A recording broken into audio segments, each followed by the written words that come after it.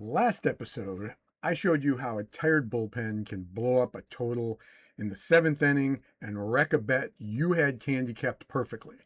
The Sharps have a way to dodge that entirely. It's called the first 5 innings bet, F5 for short. The idea is simple. You bet on who's leading after 5 innings, and nothing that happens after that counts. The bullpen meltdown, the walk-off, the ninth inning chaos, none of it touches your bet. What you're left with is the closest thing baseball has to betting only the part of the game you can actually handicap, the starting pitcher matchup. Today, I'll show you what F5 really is, why sharp bettors quietly love it, and the mistakes that trip up everyone else. It's not a shortcut. Most people think F5 is just a half-price version of a full game, a shortcut. Bet the same pick, get a faster result. It's not.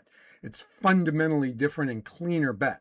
When you cut the game off at 5 innings, you delete the bullpen, the pinch hitters, the defensive subs, and all that late game chaos. What's left is mostly one thing, the starting pitcher matchup. That's the most predictable part of any baseball game, and it's the part you can actually study in advance. So F5 isn't a shortcut to a full game. It's a pick in its own right, with its own research. Bet the starter at its best. Here's the engine that makes F5 work, and it's the most important idea in this video. A starting pitcher is at its best early. The first and second time through the lineup, he has the edge, but there's a measured decline that analysts call the times through the order penalty. Each trip through the order, a starter gets roughly 8 to 10 points of weighted on-base average, or WOBA, worse. By the third time through, even aces are about as 20 points worse than they were the first time out. Now layer on how the modern game is managed. In 2024, the average MLB start was about 5.25 innings, which is roughly 2.5 trips through the order. See what that means? The first 5 innings capture the starter during its strongest window and end right about when the decline begins. Your betting is best and skipping is worst. That's the whole edge. Both teams bat all 5. Remember the bottom of the ninth trap from the run line video? A home team stops batting the moment it's ahead, which quietly distorts the margin. F5 doesn't have that problem. Both teams bat all 5 innings every single time. No walk-offs, no leaving bats on the table. The result is clean and symmetric, and that symmetry is also why F5 run line is set at just half a run, not the full game's 1.5. More games are close after 5, so the spread is tighter. Half a run, win or be ahead, and that's the line. F5 lines sit closer to a coin flip. Here's a pricing quirk worth real money. F5 lines are usually closer to even money than a full game line. Why? A big full game favorite is often favored partly because it has a great bullpen. But the bullpen rarely throws a pitch in the first 5 innings. So when you strip the bullpen out, the gap between the two teams shrinks. And that heavy favorite gets a lot cheaper on the F5. If you like a strong team but hate laying a huge price on the full game, the F5 is often where that value is hiding. Read the early splits, not the season ERA. This is the single most common F5 mistake. Betting it off a pitcher's full season ERA, that number blends the whole game together, and it hides exactly what you need to know for 5 innings. A guy with a shiny 3.0 ERA might be a slow starter who leaks runs in the first before he settles in. He's a bad F5 bet. Another guy might be filthy through 5 and then fall apart in the sixth. He's a great F5 bet and a terrible full game one. F5 rewards how a pitcher performs in the early innings specifically, not his season average.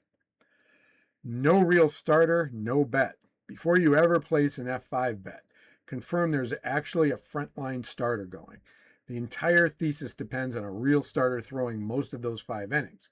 So if a team uses an opener, a reliever who throws just the first inning before handing it off, or a full bullpen game with no traditional starter at all, your ace versus ace matchup doesn't exist.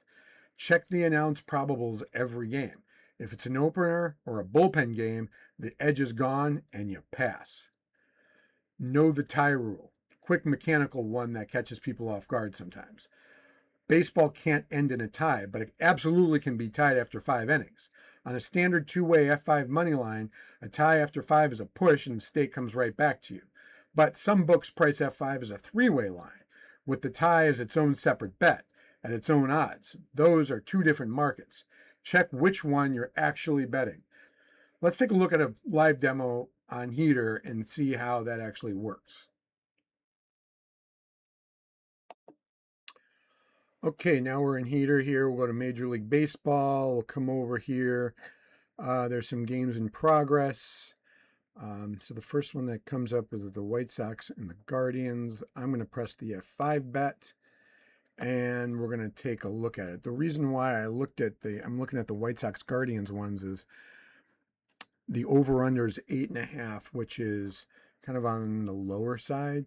So I'm thinking maybe we've got a decent pitching matchup here, or at least on one side there's a decent pitching matchup.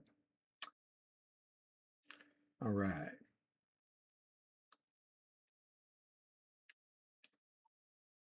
So Heater likes the White Sox in the F5 bet. It says the pitching dimension is where this analysis starts and ends for F5 purposes, and the Heater model scores it decisively: White Sox 64, Guardians 34. And that's a 30-point gap in the most heavily weighted F5 category. The White Sox starter has got a 3 ERA, a 1.18 whip, and almost 9 strikeouts per 9 innings over 93 innings. That's a nice line right there. The Guardian starter's got a 4.18. His whip is 1.36, and he's got about 7 strikeouts per 9. It's not bad, but it's not as quality starter as the White Sox starter. So, early game tendencies. Chicago's been doing well offensively. 4.82 runs per game on the season. 4.16 slugging percentage. Looks pretty good. Cleveland's offense has been comparatively muted. 3.97 runs per game. That's almost a full run per game less, and about 13 points less in batting average. So this seems to be kind of like a straightforward bet. Cleveland's home, but the value is really on the White Sox here. Cleveland's actually favored in this game, but with the F5, we only care about the pitching matchup. And Chicago has the pitching matchup. So there's strong value here. And I think based on this analysis, I mean, there's a counterpoint of Cleveland being the home team. And they also won their last game, so they're not in full tailspin. So I'm weighing these back and forth, but from an F5 standpoint, this makes a whole lot of sense to go White Sox. So I'm going to do that. Heater gives me the counterpoint as well. But I'm not going to take it. I'm going to go with the White Sox on this, I believe. So that's the first 5 innings. You're betting the starter at its best on a clean and symmetric 5 innings with the bullpen variance thrown out and a favorite that's often cheaper than the full game. Confirm the starter, read the early inning splits, wait the top of the order, and know the tire rule. The Sharps have been quietly living in this market for years. Now you're in it too. Heater runs the starter math on every game, every night. Links in the description. And here's where we go next. We've been creeping earlier and earlier into the game from the full 9 to 5. And next time we go all the way to the very first pitch. The next video is the most popular prop in baseball, the no runs first inning bet, NRFI, and why the books love how the public bets it. Subscribe so you don't miss it. See you in the next one.